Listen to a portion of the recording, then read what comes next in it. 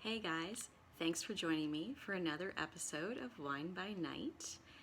If you are liking these wine tastings and other videos that I'm posting, please do click on the subscribe button to let other people know that you like them and that maybe some people will come check it out and I'll be entertained.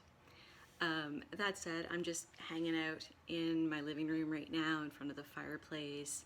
It's a gorgeous day, and I'm like wearing my very loose paper bag style pants, and it just got me thinking about California and how gorgeous California is. And I remember in one of my former positions before I became all the things that I love about wine, like want to know all of the wine things, I remember driving up Route 1 along the coast, and California is so beautiful. It was during the summertime, it's super hot, but yet you're on that coastline and those mountains and the cliffs right there.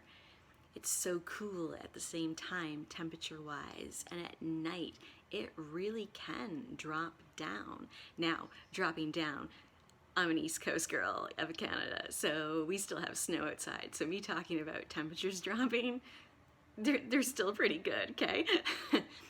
Regardless, you're in California and you're driving up the coast and you have that gorgeous coastline, the cooling breezes coming in off the Pacific Ocean, and you get that fog. And what does that mean about wine, right? Because most of the vineyards are located north of the Los Angeles area. So as you're going up, and as you're coming up towards Canada, I mean, there's still a long distance, and I'm on the other side of the country. But the point being is, on the coast, things that like Monterey, Santa Barbara, they're in that perpendicular. You've got the coastline and you have those places, and that cooling air's coming in here. So you're getting like the fog can come in, and then when that glorious sunshine comes up, it takes a while to burn that fog off. So the point being is that it stretches out the temperature. It doesn't keep it super hot. Cooling, gets warm, cooling. Now, Central Valley.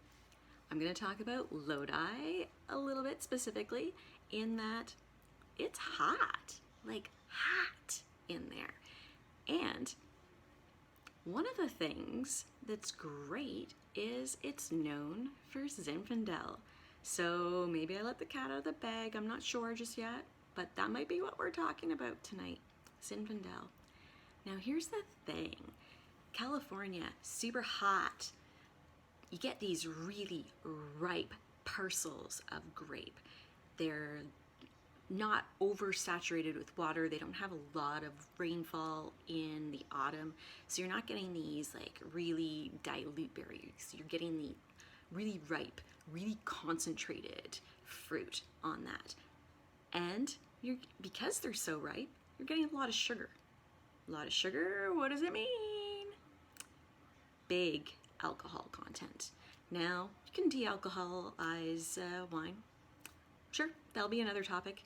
But the point being is, really ripe grapes, high sugar, really high alcoholic wines is one of the things that Zinfandel's known for from the region.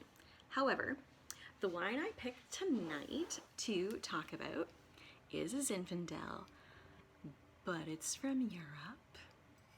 And I apologize, I do have a drip down the side here because I was pouring kind of in behind me, and then I shifted the set. So this is called a Big Boys Zinfandel, and it is from Puglia. So that's interesting right there, right? Zinfandel, Primitivo. What should you expect? On the side of California, you're getting these really hot, really ripe grapes, but yet there's parcels that are a little underripe. So even though you're going to have those tons of red and dark fruits, you're going to have a little bit of green notes, a little peppery, a little bit of things like that. Going over to Italy, for me, And certainly type in your comments if you disagree, if you agree, let me know what you think, because when I think Zinfandel, I think of those jam bombs from California. However, when I got introduced to Primitivo from Puglia, my world changed. This is a Zinfandel. Now, granted, we saw the label and they have the sumo wrestlers on it, so is that a distinction that they're making, trying to say we're new age, we're doing things a little bit differently? Because Puglia is a very warm climate. So they're also going to be able to grow those black skin grapes, give them the time that they need to get ripe, to get that sugar up there, to then give you a high alcoholic content. This particular wine is at 14%, but I will tell you what I notice personally between a Zinfandel or Primitivo from Italy and a Zinfandel from California. And it is on the aromatics for me. And specifically, it's perfumey. It's floral. There's this little like fresh, clean soap, but in a good way, smell to it. And this one has it. There's like violets and perfume and a ton of florals. There's almost like a little bit of peppermint in here as well, kind of on the medicinal side. Vanilla for sure. Like, I'm like, can I have some toast, please? That's honestly what I'm thinking about right now. I mean, I'm not. I want the wine. I don't want the toast. But it's so aromatic. Now, I've had this poured into my glass for some time now because I was super nervous about doing this episode.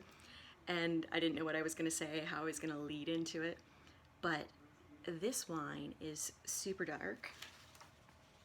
It's a really dark ruby color, almost has like a brick note to it as well, which is super fun.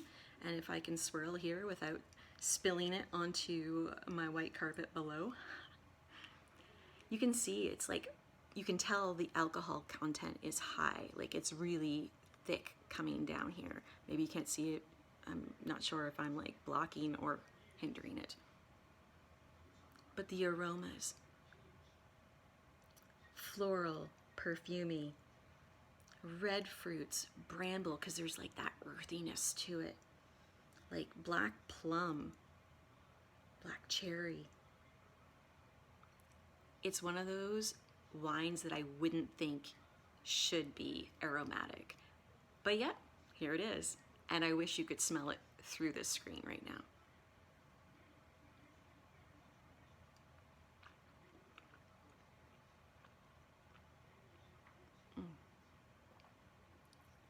Wow. The tannin structure in that is intense. That's like medium plus tannin structure. The acidity's good. It's like ripping right through here. I'm like, my mouth is watering. I can barely talk right now. Like, I'm like, excuse me. It's so ripe. And everything that I'm tasting completely follows what I was smelling. Like, I'm gonna have another drink because it's that good.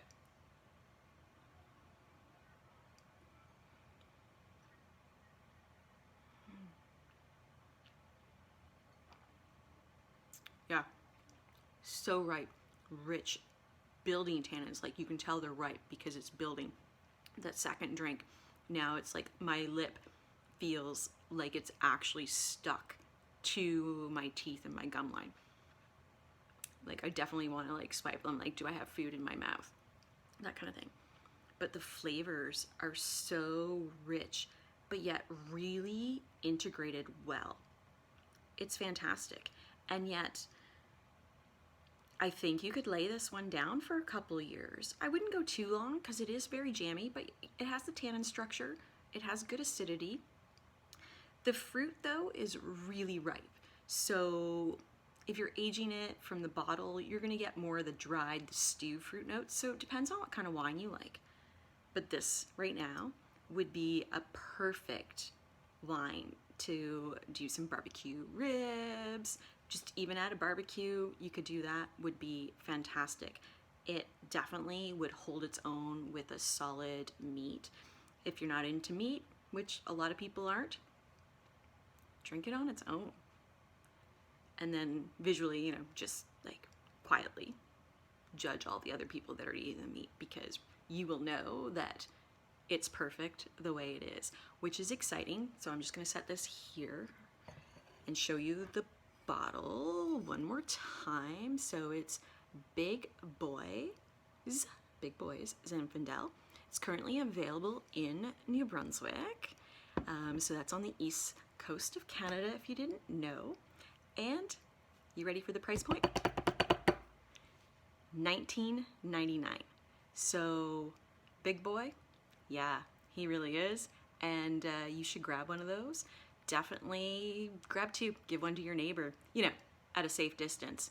And I'm gonna say that, I don't know when this is gonna air, but this is day X of Y, and I've been in my home a really long time. And I might do a video just of my wine downstairs to be like, eeny, meeny, miny, mo, which wine should go? As in, should I drink?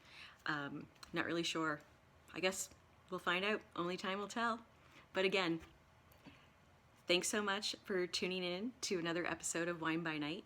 And if you like this, or even if you don't, but you want to be nice, click the subscribe button down below and tell like 5 people about it. 5.